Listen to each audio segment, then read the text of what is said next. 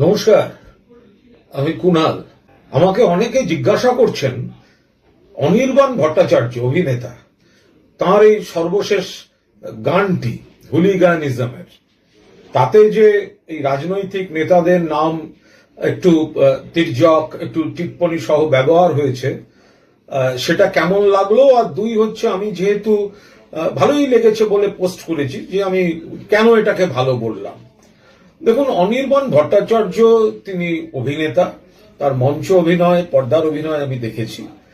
কিন্তু এই গানটির কথা বলি, গানটি সব মিলিয়ে ওনাদের যা প্রেজেন্টেশন ইত্যাদি ভালোই লাগছিল। আর দু নম্বর হচ্ছে, উনি যদি রাজনীতিকে বা সমকালীন ইস্যুকে আনেন, তো উনি আনতেই পারেন, সেখানে আমার নাম রয়েছে। সেখানে একটু তির্যক কিছু বিষয় আছে, একটু টিপ্পনী টাইপের আছে। তো এই মজাটা তো নিতে হবে, দেখতে হবে।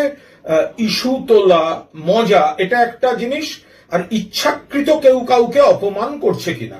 আমার মনে হয়েছে যে অনির্বাণ ভট্টাচার্য এবং তার সহশিল্পীরা যা করেছেন, তার মধ্যে কোনো ইচ্ছাকৃত অপমানের উদ্দেশ্য নেই। তাহলে আমি খোলা মনে, একজন অভিনেতা, তিনি ভালো গানও করেন, তার চেষ্টাকে আমি সেটা স্পোর্টিংলি নেব না কেন? তাতে যদি আমাকে একটু টিপ্পনী বা কোনো একটা ইঙ্গিতপূর্ণ কিছু থাকে, তা আমি সেটা কেন খোলা মনে নেব না? ফলে আমার ভালো লেগেছে, আমি সেটাই ফেসবুকে জানিয়েছি। তাই এই ধরনের এক্সপেরিমেন্ট, একটু নতুন ধরনের মোড়কে, একটু পুরনো ধাঁচের গান, তার সঙ্গে একটু সমকালীনতাকে যে মিশিয়ে দিয়ে যে অনির্বাণ যে চেষ্টা করেছেন, আমি অন্য কোনো ইস্যু এর সঙ্গে মেশাচ্ছি না।